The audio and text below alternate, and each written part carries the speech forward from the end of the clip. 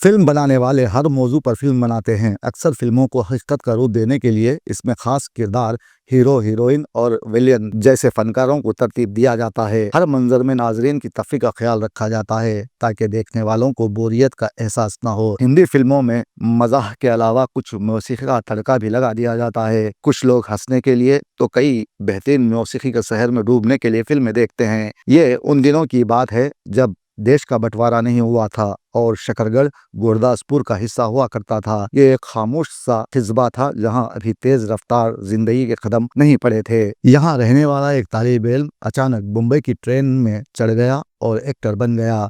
अपनी जेब में 14 रुपये लेकर मुंबई आने वाले इस अदाकार का नाम देवानंद था। खोया खोया चाँद, खुला आसमां, आँखों में सारी रात जाएगी, तुमको भी कैसे नींद आएगी। ओ खोया खोया चाँद। देवानंद के वालिद पेशे से वकील थे जिनके 3 बेटे थे, चेतनानंद, देवानंद, विजय आनंद। बाद वाले दिनों में तीनों ने फिल्म इंडस्ट्री से नाता जोड़ लिया और कामयाब कहलाए। लाहौर के गवर्नमेंट कॉलेज में देवानंद ने बहुत कुछ सीखा जहां उन्हें खुलकर गैर निसाबी सरगर्मियों में हिस्सा लेने का मौका मिला।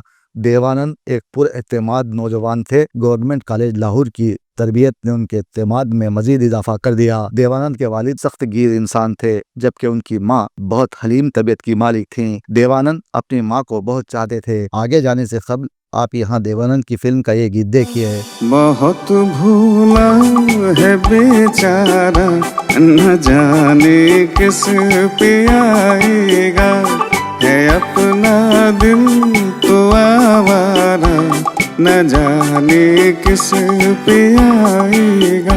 एक दिन यूं हुआ कि देवानंद गर्मी की छुट्टियां मनाने के लिए अमृतसर गए और तपती धूप में ठेले वाले से शरबत का गिलास देने को कहा। जब रेहड़ी वाला उन्हें शरबत का गिलास थमा रहा था तो उसकी निगाहें देवानंद की परेशानी पर अटक गईं। उसने पंजाबी में देवानंद से कहा, बाबू, मैं तुम्हारे माथे पर सूरज देख रहा हूँ, देखना एक दिन तुम बड़े आदमी बनोगे।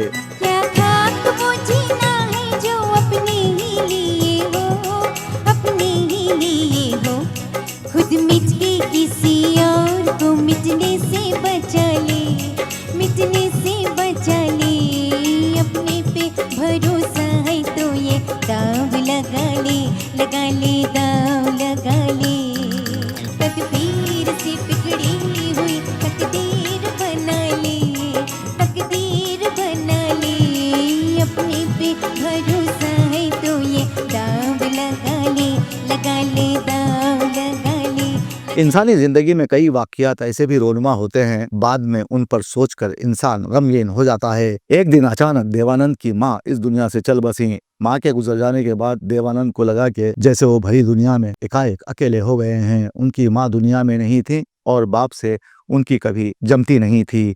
ताहम लाहौर से वो बम्बई चले आए। बहुत दिनों तक यहाँ उन्होंने छोटे मोटे काम किए और एक दिन अचानक उनकी मुलाकात अपने पुराने दोस्त से हो गई और वो अपने दोस्त के साथ रहने लगे। उन्हें पहली फिल्म कैसे मिली इस पर बात जरूर करेंगे। यहाँ देखते हैं ये गीत। दर्द हमारा कोई न जाने, अपनी गरज के सब है दीवाने, किसके आगे रोना रोए, देश पराया लोग बेगाने, दुखी मन मेरे सुन मेरा कहना, जहाँ नहीं चैना वहाँ नहीं रहना।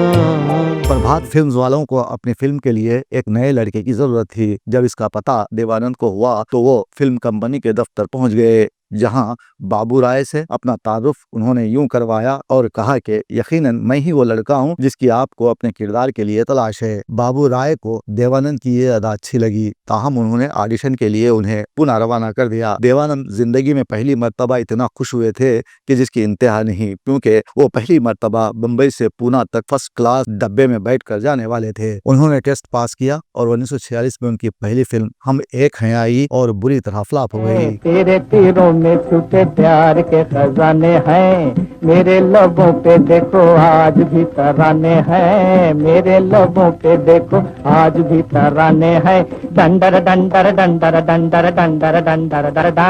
देवानंद बतौर हीरो अपना करियर शुरू तो कर चुके थे, लेकिन अपनी पहली फिल्म की नाकामी उन्हें सताने लगी। इसी दरमियान उनकी मुलाकात गुरुदत्त से हुई। गुरुदत्त डायरेक्शन की दुनिया में अपने कदम जमाने में मसरूफ थे। इस दौरान दोनों फनकारों की मुलाकातें गहरी दोस्ती में बदल गईं। इस तरह देवानंद के हिस्से में विद्या नामी फिल्म आई, जिसमें उनके मुकाबिल हीरोइन सुरैया थीं। सुरैया उस वक्त की बड़ी अदाकारा थीं, जबकि अभी तक देवानंद ने सिर्फ एक फिल्म की थी। बाद वाले दिनों में सुरैया के साथ उन्होंने कई फिल्में की, जिनमें जीत, शायर, अफसर, नीली, सनम और दो सितारे शामिल हैं, जो तमाम नाकाम हो गईं और सुरैया का फिल्मी करियर खतरे में पड़ गया। लड़ी आंख से आंख मोहब्बत हो गई, बड़ा गाल पे हाथ हजामत हो गई, हाय हजामत हो गई। यहाँ ये बात काबिल जिक्र होगी कि सुरैया का ताल्लुक गुजरानवाला तो वहीं देवानंद शकरगर से थे। दोनों की दोस्ती प्यार में बदल गई, लेकिन किस्मत को कुछ और ही मंजूर था। दोनों के खानदान पंजाबी कल्चर का हिस्सा थे, जहाँ शादियों का फैसला घर के बुजुर्ग करते थे। देवानंद ने रिवायत के मुताबिक सुरैया को अंगूठी भिजवाई। ये हीरों से जुड़ी अंगूठी थी, जो बहुत ज्यादा कीमती थी, लेकिन सुरैया ने अंगूठी लेने से इनकार कर दिया। अब ऐसा क्यों हुआ, ये हम आपको आगे बताएंगे। ये रूप की दौलत वाले कब सुनते हैं दिल के नाले, तकदीर न बस में डाले इनके किसी दीवाने को, जीवन के सफर में रहे मिलते हैं बिछड़ जाने को, और दे जाते हैं यादें तन्हाई में तड़पाने को। दरअसल सुरैया खुद से शादी का फैसला नहीं कर सकती थी। उसके घर में फैसलों का इख्तियार सिर्फ उनकी नानी और माँ के पास था। इधर देवानंद शिद्दत से अपनी तकदीर के फैसले का इंतजार कर रहे थे। सुरैया के प्यार में वो पागल बन गए थे। उनके लिए सुरैया के बगैर एक लम्हा भी गुजारना मुश्किल हुआ जा रहा था। देवानंद के ख्वाब उस वक्त बिखर बिखर गए जब उन्हें पता चला कि सुरैया के नानी ने इस रिश्ते से इनकार कर दिया है और उनकी भेजी अंगूठी उन्हें वापस भिजवा दी गई। ये वक्त देवानंद के लिए जिंदगी का मुश्किल तरीन दौर था। सुरैया ने फिल्मों से संन्यास ले लिया और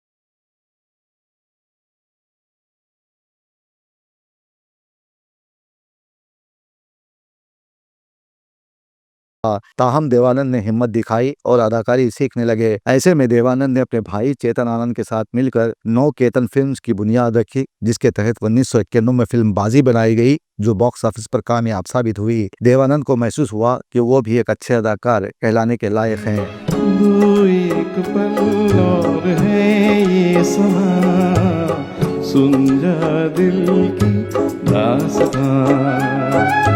चांदनी रातें प्यार की बातें खो गई जाने कहाँ। ये रातें चांदनी फिर कहाँ, सुन जा दिल की दास्तां। सन 1954 का साल उनके लिए खुशियों भरा रहा। इसी साल उन्होंने अपनी साथी अदाकारा कल्पना कार्तिक से शादी कर ली। किसी ने अपना बना के मुझको मुस्कुराना सिखा दिया।